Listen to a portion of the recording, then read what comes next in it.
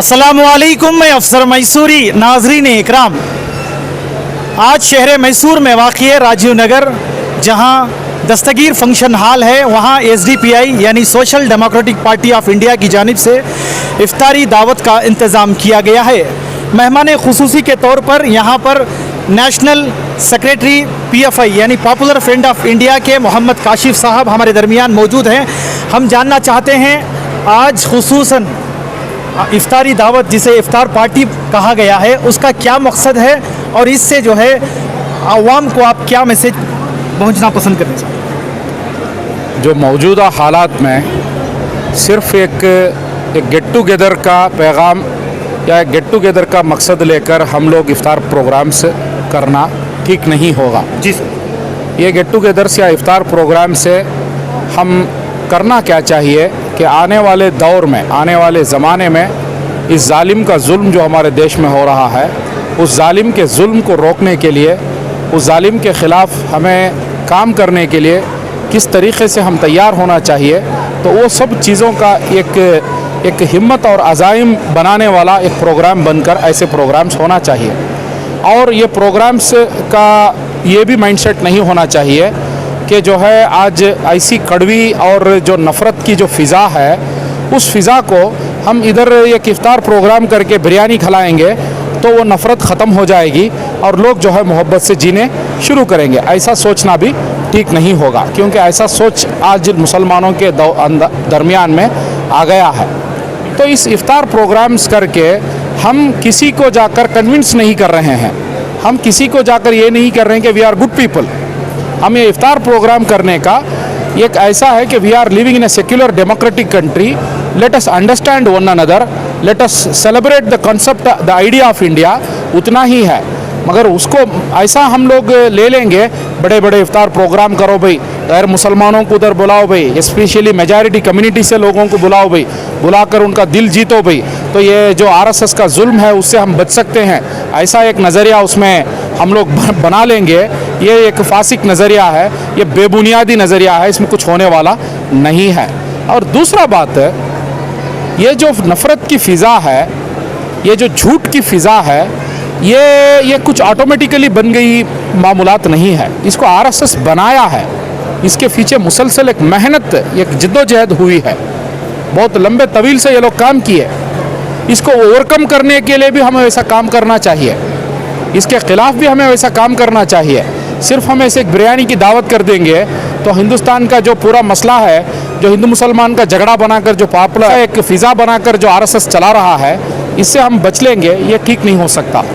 ये मेरा एक नज़रिया है, यही मैं बोलना चाहता हूँ लोगों को। सर, एक सवाल यहाँ पर ये आता है, जिस तरह आपने अभी कहा कि RSS जो है मुसलसल कोशिश कर रही है कि यहाँ पर फ़िरक़ा वाराना फसादात को जो है पैदा कर सके, तो इस दरमियान नौजवानों को ख़ासकर जो सेकुलर माइंड रखते हैं उनको इस पर क्या करना चाहिए?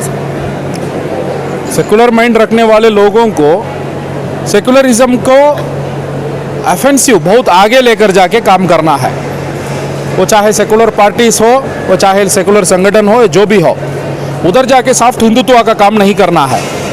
सेकुलरिज्म बोले तो सेकुलरिज्म, इस देश में सब बराबर है। ये देश के जो प्रशासन है या इस देश का एग्जीक्यूटिव है, इस देश का जुडिशरी है, उसको कोई ज़ात और मज़हब नहीं है। इसको हम लोग जो है बहुत आवाज़ के साथ, बहुत मजबूती के साथ आगे रखना चाहिए। उधर जाके हम पूजा करेंगे, उधर जाके हम जो है कोई ड्रामा करेंगे, ड्रामा करके हम लोग उन लोगों का दिल जीत लेंगे, ये सब ड्रामा करने से कुछ होने वाला नहीं है। आज मुस्लिम पॉलिटिशियंस का ये ऐसा एक माहौल बन गया है कि हम लोग जाके पूजा करेंगे, हम लोग जाकर ये करेंगे, हम लोग जाकर वो करेंगे, तो हमें जो है ये भारत देश में RSS का जो जुल्म है उससे हम बाहर आ सकते हैं, ऐसा होने वाला नहीं है। The idea of India, the concept of secularism, इसको हम लोग जो है ऑफेंसिव सामने जाकर हम इसके काम करना है। और जो RSS का हिंदुत्व है, इसको हम लोग जो है इसका बेनकाब करते रहना है, इसके खिलाफ काम करते रहना है। यही इसका जवाब हो सकता, ना कि हम लोग जो है एक सॉफ्ट, एक माइल्ड, डॉसाइल काम हम करेंगे, उसमें कुछ फ़ायदा मिलने वाला नहीं है। उत्तर प्रदेश का इलेक्शन उसका ज़िंदा मिसाल है। सब इस तरह जैसे ही रमज़ान शुरू हुआ, बहुत सारी सियासी पार्टियों ने इस तरह की दावत इफ्तार का इंतज़ाम किया, एहतमाम किया, और आपने भी यहाँ पर इसी तरह का एहतमाम किया, तो आप में और जो अदर सियासी पार्टियाँ में क्या फ़र्क बचा है? सबको करना चाहिए, इसमें फ़र्क बताने का कोई रीज़न नहीं है। सबको करना है, इफ्तार प्रोग्राम्स, गेट टुगेदर से सब करना है। द आइडिया ऑफ इंडिया को सेलिब्रेट करने के लिए इधर ईसाई भी है, उनके प्रोग्राम्स में हमें जाना है, इधर हिंदू भी है, उनके प्रोग्राम्स में हमें जाना चाहिए, इधर मुसलमान भी है, उनके त्यौहार में उनके प्रोग्राम्स में आना चाहिए। हम इधर हिंदू को बर्दाश्त नहीं कर रहे, हम इधर क्रिश्चियन को बर्दाश्त नहीं कर रहे, मुस्लिम को बर्दाश्त नहीं कर रहे, ऐसा नहीं है। हम साथ में जीने में खुशी और फ़ख्र महसूस करते हैं। तो ये आइडिया ऑफ इंडिया है, ये द कॉन्सेप्ट ऑफ इंडिया है। तो इसका एक मकसद है ये इफ्तार गेट टुगेदर। इसको कांग्रेस भी करेगी या इसको जनता दल भी करेगी, इसको कौन भी करना है। मैं ये नहीं कह रहा हूँ नहीं करना चाहिए, मगर ये करने से जो आरएसएस का जुल्म है वो ख़त्म हो जाएगा बोल के हम सोच लेंगे, वो ठीक नहीं है। इतना ही फ़र्क है हम में और दूसरों में। सर एक आखिरी सवाल है, जिस तरह दस्तूर हिंद का चौथा सुतून जिसे मीडिया कहा गया है वो आजकल सही तरीके से काम नहीं कर रहा, उसका जो है बड़ा असर जो है पूरे हिंदुस्तान को, भारत को पड़ा है, इसके बारे में आप क्या कहना चाहेंगे? मीडिया सही तरीके से काम कर रहा है मगर आरएसएस के लिए। जी, मीडिया जो है संविधान के लिए काम नहीं कर रहा है, वो आरएसएस के लिए बड़े ईमानदारी से काम कर रहा है, क्योंकि आरएसएस ज़माने से अपने आदमियों को उसके अंदर डालने में कामयाब हुआ। और दूसरा, मेन स्ट्रीम मीडिया बहुत एक्सपेंसिव है, बहुत कॉस्टली है उसको चलाना, तो वो लोग को ज़िंदा रहना है तो ग़ुलामी करना है, तो ऐसी एक मजबूरी में वो लोग आ गए। और मीडिया को जो है लोग जिस तरीके से देखते हैं वो भी एक बड़ा प्रॉब्लम है। जनता जो है न्यूज़, जो हमारा देश में मीडिया जो सिस्टम है, इसको जिस तरीके से करंट बिल पे करती है, जिस तरीके से गैस के पे करते हैं, जिसके लिए वाटर के लिए पे कर सकते हो, वैसा मीडिया के लिए पे करना है।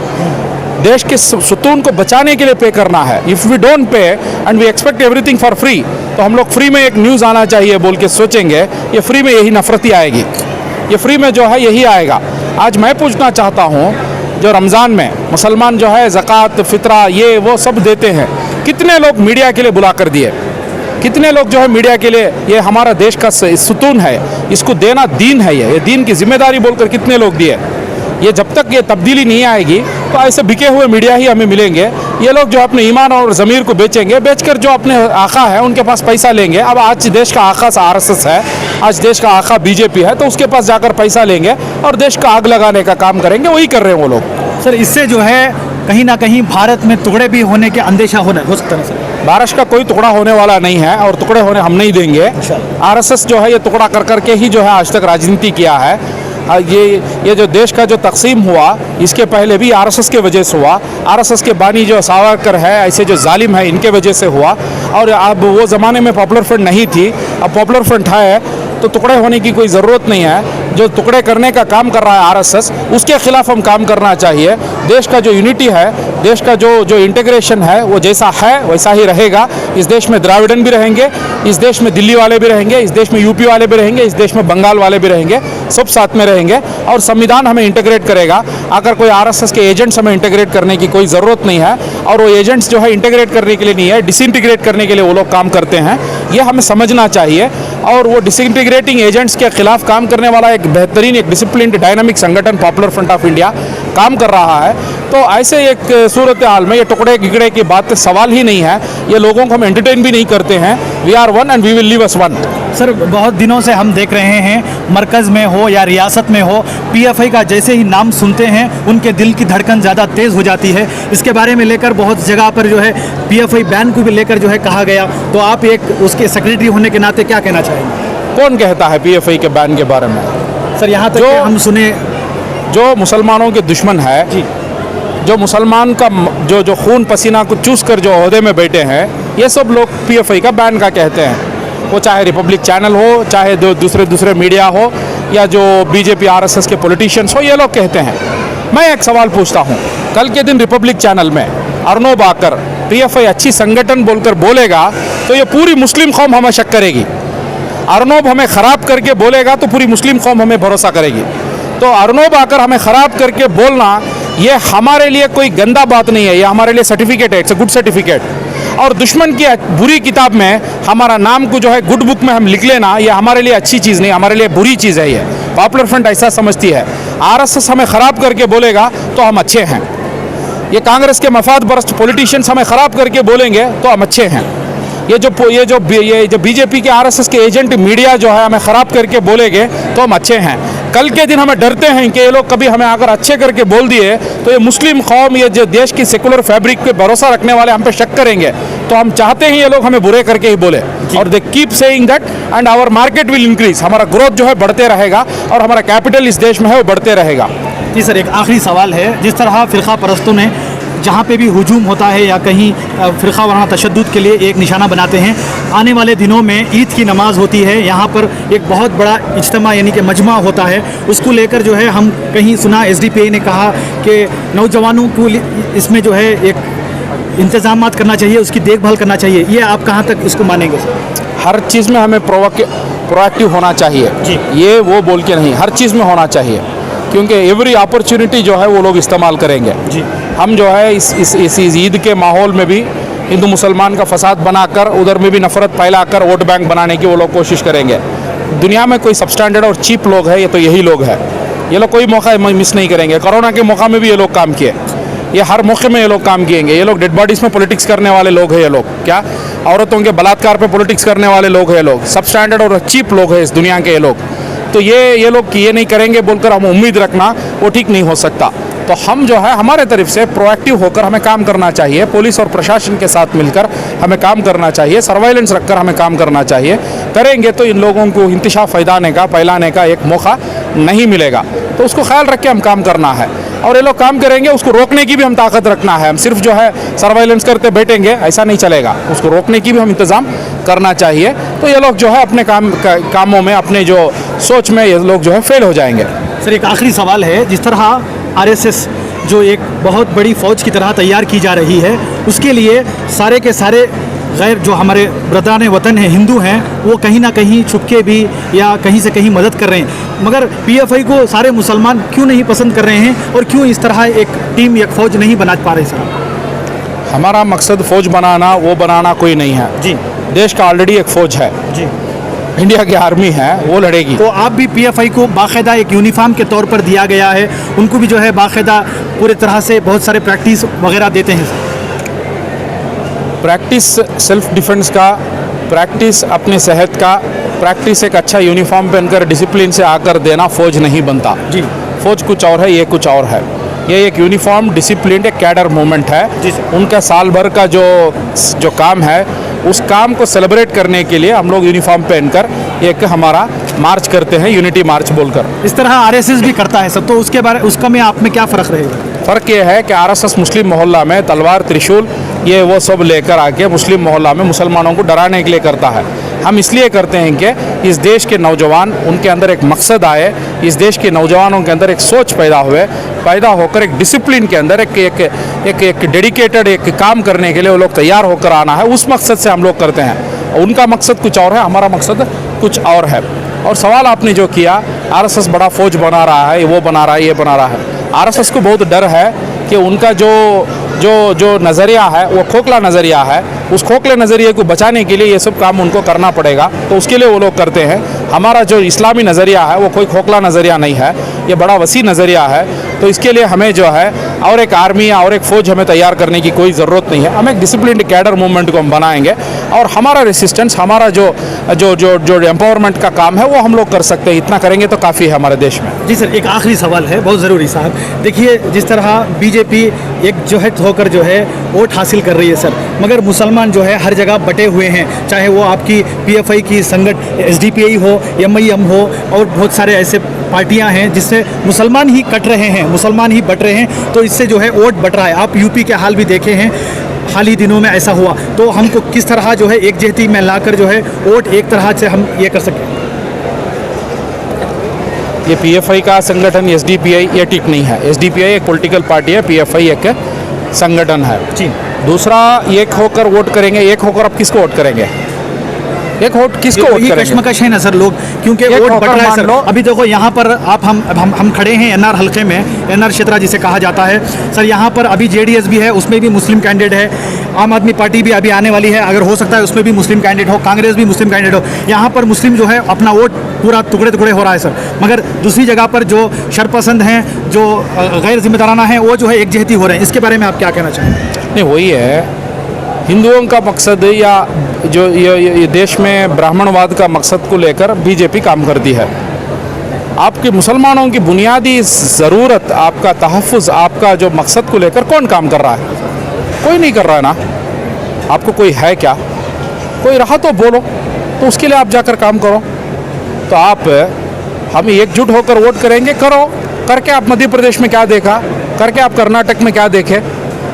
अब बीजेपी सरकार कैसे आई?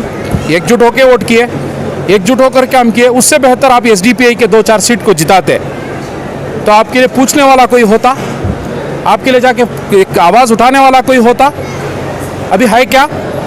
जब नॉर्थ कर्नाटक में मुस्लिम लड़के को जो है मार के उसको शहीद किया गया, कोई गया? ये मुस्लिम लीडर्स एकजुट होकर आप वोट किए, कोई गया? कोई नहीं गया। क्यों नहीं गया? क्योंकि उसको मालूम है बीजेपी के नाम से आपको डराएंगे तो आप वोट करेंगे, इसलिए कोई नहीं जाता है। तो ये मुस्लिम कौम को सोचना है, सोचकर चुनने की जो ताकत रखना है। वोट बटेगी, क्यों बटेगी? वोट बटना नहीं चाहिए, बटना नहीं चाहिए। क्यों हम कांग्रेस को वोट देंगे? नहीं देंगे हम वोट, हम नहीं देंगे। तब वोट कहाँ बटेगा? वोट नहीं बटेगा ना। तो वो अक्ल हमें आना चाहिए, द पॉलिटिकल विजडम हमारे अंदर आना चाहिए, तो हमारा वोट नहीं बटेगा। तो वोट क्यों बटेगा? क्यों बटेगा? 50 लोग आएंगे, मगर आपको मालूम है कौन सी दुकान में अच्छी चीज़ मिलती है, जाकर उधर आप खरीदते हैं ना। जी सर। 50 दुकान है, पूरे दुकान में जाके आप आपका पैसा दे के खरीदते क्या? नहीं ना। किधर आपको अच्छा मिलता है, किधर आपको अच्छा प्रोडक्ट मिलता है, किधर वो प्रोडक्ट की क्वालिटी अच्छी है और प्राइस भी कम है, उधर जाके लेने की अक्ल तो अल्लाह दिया है ना। वही अक्ल को इस्तेमाल करो इधर भी। तो वो अक्ल को क्यों इस्तेमाल नहीं करते हैं? इस्तेमाल करो, ठीक लोग आ जाएंगे, अच्छा प्रोडक्ट आपके घर को आ जाएगा। जी सर, बहुत बहुत शुक्रिया साहब। आप देख सकते हैं शहर मैसूर के बहुत सारे नौजवान इस एसडीपीआई यानी social democratic party of India और PFI popular front of India की जानिब से जो इफ्तारी का इंतज़ाम किया गया था, इस पर शिरकत की। और बहुत सारे हमारे ब्रदरान वतन जो दूसरे मज़हब से नहीं, वो यहाँ पर शिरकत करे हैं, जिसमें जो है मुसलमानों के इस इफ्तार दावत में इस शिरकत की वजह मानी जाती है। और इसी तरह हमारी इस न्यूज़ चैनल को आगे ज़्यादा से ज़्यादा शेयर करें। और आप लोगों की क्या राय है इस एसडीपीआई यानी social democratic party of India की जानिब से की गई दावत इफ्तार को लेकर आप हमें अपनी राय कमेंट्स बॉक्स में ज़रूर पेश कीजिएगा। तब तक के लिए अस्सलामु अलैकुम व रहमतुल्लाहि व बरकातुहू।